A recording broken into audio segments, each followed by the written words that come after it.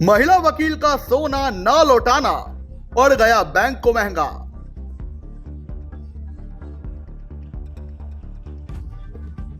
Court ने दिए संपत्ति कुर्की के आदेश।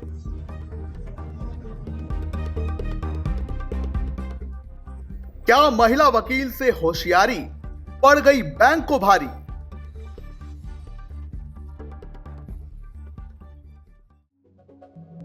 पानीपत जिला अदालत ने मॉल टाउन में स्थित एक प्राइवेट बैंक की 30 कुर्सियां, 15 मेज, 10 कंप्यूटर, 2 लैपटॉप और एक एटीएम मशीन, 6 एसी और अन्य उपकरण कुर्क करने के आदेश दे दिए हैं। ऐसा इसलिए क्योंकि बैंक पर एक महिला वकील का गिरवी रखा सोना ना लौटाने का आरोप है, जिसके चलते मामला अभी अदालत में है। पूरा मामला आप खुद उस महिला वकील से जानिए जिसने बैंक से धोखा खाया और अब खुद इंसाफ की लड़ाई भी लड़ रही है।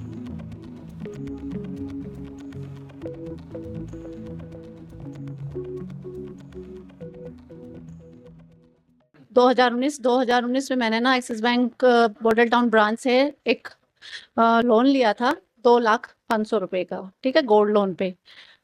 तो उसके बाद मैं 26 नवंबर 2020 को जब इसे क्लोज करवाने के लिए गई तो इन्होंने ना मेरा गोल्ड लोन जो है अकाउंट क्लोज करने से मना कर दिया, साफ साफ मना कर दिया। ये चाहते थे कि ना मैं उससे लिंक्ड अकाउंट से ही इनको जो है पेमेंट करूँ। उस टाइम मेरा वो जो अकाउंट था वो गया हुआ था माइनस में, ठीक है।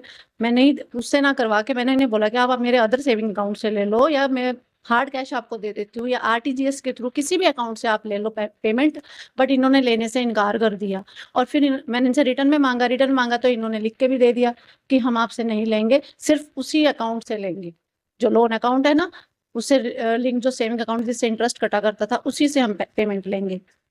ठीक है जी, मैंने इनको फिर लीगल नोटिस भेज दिया। लीगल नोटिस भेजने के बाद भी क्या करते हैं लोग, बार बार रिमाइंडर करने के बाद भी लीगल नोटिस का ना ही तो कोई जवाब दे रहे हैं और मेरा जो इन्होंने गोल्ड था वो ऑक्शन में डाल दिया। ऑक्शन में डालने के बाद फिर मैं जब इन्होंने मेरा कोई नोटिस का जवाब नहीं दिया, मैंने कोर्ट का दरवाजा खटखटाया। कोर्ट का दरवाजा खटखटाने के बाद से लेके अब तक ये जो है मैटर जो है कोर्ट में चल रहा था। डिक्री जो है मेरे फेवर में हो जाती है, ये होती है ये केस 16/5/2025 को केस डिसाइड हो जाता है और मेरे फेवर में डिक्री होती है। 4 साल 3 महीने 20 दिन पूरे लगते हैं इसको डिसाइड होने में। जब मैं डिग्री लेकर फिर से उनको इंटीमेशन देने जाती हूँ बैंक में, वो फिर मना कर देते हैं। वो उन्होंने यहाँ पर भी कोर्ट की अवहेलना करी, इस ऑर्डर को नहीं माना और इसके खिलाफ यह अपील में चले जाते हैं। अपील में जाते हैं, वहां पर भी मुझे कोई इंटीमेशन नहीं है, नोटिस मेरे को नहीं मिला। वो तो मैं इनके पास बार बार जा रही थी कि मेरा गोल्ड रिलीज करो रिलीज करो। ये कहते रहे हाँ जी करेंगे, बात कर रहे हैं, हमें तब तक बताया ही नहीं है, काउंसिल ने अभी तक हमें इस बारे में कोई इन्फॉर्मेशन नहीं दी है। और अचानक से जिस दिन डेट थी ना नोटिस की रिसीविंग की, 1 तारीख को जब इनकी डेट लगी हुई थी अपीलेंट कोर्ट के अंदर, मैंने उस दिन सुबह इनको कॉल किया तो बोलते हैं कि आज तो अपील में आपकी डेट लगी हुई है। मुझे इन्हीं के थ्रू बाद में उसी दिन पता चलता है, मतलब इन्होंने मुझे कोई इंटीमेशन ये जानते हुए भी कि मैं यहीं पर हूँ, इसी कोर्ट में मेरा चैम्बर है, मैं ही इस केस को जो है वो करने लग रही हूँ, डील कर रही हूँ, उसके बावजूद भी ये किसी मतलब पुराने एड्रेस पे भेज रहे हैं। चाहते तो मुझे दे सकते थे, जब 4 साल मैंने पूरा केस लड़ा है, इनको पता है कि मैं यहाँ अवेलेबल हूँ। तो वहां जाने के बाद इनको स्टे नहीं मिलता है, इनको बुरी तरह से वहां से स्टे इनका खारिज हो जाता है। देन उसके बाद इनकी अपील भी डिसमिस हो जाती है। कल 23 तारीख को 23/5/2026 को इनकी अपील डिसमिस विद कॉस्ट हो गई है। और साथ ही साथ जो मैंने एग्जीक्यूशन फाइल की थी, इनकी एग्जीक्यूशन को ये भी बार बार सिर्फ इसी अपील के बेस पर ही रोक रहे थे। बार बार कहते थे हम अपील में गए, इन्होंने मेरी एग्जीक्यूशन भी नहीं होने दी। 9 महीने से ज्यादा टाइम पीरियड लगा दिया एग्जीक्यूशन को हुए, मतलब केस फाइल होने डिसाइड होने के बाद जब मैं एग्जीक्यूशन के लिए गई तब से लेके अब तक है ना ये अपील का बहाना लगाते रहे और अपील भी नहीं होने दी, एग्जीक्यूशन भी नहीं होने दी, जो कि एग्जीक्यूशन का टाइम पीरियड होता है विद इन 6 मंथ। 9 महीने से ऊपर का टाइम इन लोगों ने ले लिया। अब जब मैंने इनकी प्रॉपर्टी अटैचमेंट के ऑर्डर भी सारे ले लिए, लेने के बाद अब ये फाइनली कोर्ट में आ रहे हैं। इस हाँ जी, कोर्ट की तरफ से आदेश था कि इनकी प्रॉपर्टी को सीज किया जाए, बैंक को सीज किया, तब जाके बैंक मैनेजर और अदर इसके कर्मचारी और इनका जो वकील है यहाँ जो थे अवेलेबल वो आते हैं। और तब भी इन्होंने ये करते करते भी 2 दिन का टाइम फिर भी निकाल दिया। अभी आते हैं हमारे वकील साहब, अभी आते हैं, आधे घंटे में आते हैं, 1 घंटे में आते हैं, वो अब तक नहीं आए हैं। और आज सुबह 10 बजे तो कोर्ट ने बोल दिया था कि प्रॉपर्टी सीज कर देंगे, ताला लग जाएगा बैंक के ऊपर अगर नहीं आते हैं। फिर भी डिले करते करते करते इन्होंने 12:30 बजे एट लास्ट, जब मैं कोर्ट के पास सामने पेश हुई, बोला कि ये तो ऐसे ही करेंगे, नहीं आएंगे, तब उन्होंने स्टेटमेंट दी कि हमें 30 दिन का टाइम दिया जाए गोल्ड रिलीज करने का, क्योंकि हमारी कुछ प्रोसेसिंग होती है, उसके बाद ही होंगे। तो कोर्ट ने इनको टाइम दिया है 15 मई का, कि 15 मई तक आप इनका गोल्ड रिलीज करके मुझे रिपोर्ट करें।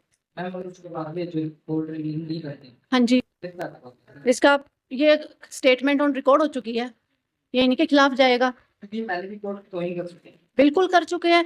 एक बात बताओ, जिस टाइम फाइनल ऑर्डर हो जाता है, एग्जीक्यूशन डलती है, वो उसका मकसद क्या होता है?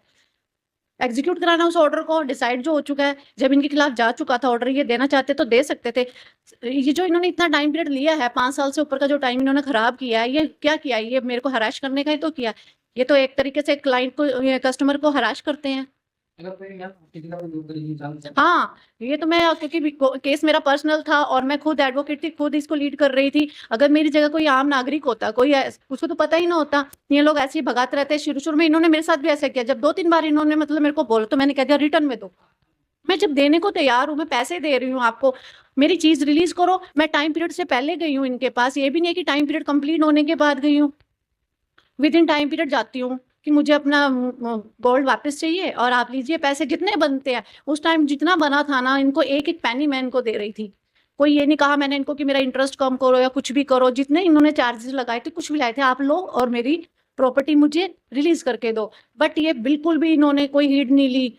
इनका मकसद था ही नहीं, आज तक भी इनका ये मकसद था किसी तरीके से डिले टैक्टिक होती रहे और हम इनको और परेशान करते करते हाई कोर्ट चले जाए। वहां पर ये घूमते रहेंगे, धक्के खाते रहेंगे, फिर इस सुप्रीम कोर्ट चले जाए। मेरी जगह कोई आम नागरिक होता ना, अब तक तो इनका गोल्ड ऑक्शन में चला गया था। जो बंदा लीगल नोटिस देने के बाद कोर्ट में घुस चुके हैं, उसके बावजूद भी ऑक्शन में डाल रहे हैं प्रॉपर्टी को, तो सोच लो इन्हें कोर्ट को समझते क्या? इनके लिए मतलब कोई मायने ही नहीं है कोर्ट के ऑर्डर्स के, या फिर हम कोर्ट में चले गए, इस चीज की कोई वैल्यू ही नहीं है। अभी तक प्रायोरिटी कोई पहले कोई कर्मचारी आप तक आना नहीं है। जब उनकी प्रॉपर्टी पर कोई उनको पुरानी बिल्कुल, हम बैंक में उसके बावजूद इतनी बार गई, इतनी विजिट करी मैंने, तभी कहते जी, मैनेजर हमेशा बोलता था मुझे तो कुछ पता ही नहीं। जो हमारे काउंसिल है उन्होंने तो मुझे बताया ही नहीं। एक बार तो ये एक्स पार्टी हुए थे, हमने खुद जाके इनको बताया कि आप एक्स पार्टी हो चुके हो, आपको कुछ पता भी है? बोलते जी हमें तो कुछ पता ही नहीं। आज वही मैनेजर खड़ा था। स्टेटमेंट ली। बिल्कुल, आज वही स्टेटमेंट देने वाले थे, उन्हीं को टाइम बाउंड किया गया कि वो 15 मई को आएंगे।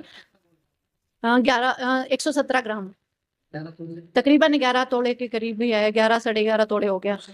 2 लाख रुपए बिल्कुल 2,05,000 रुपए जस्ट।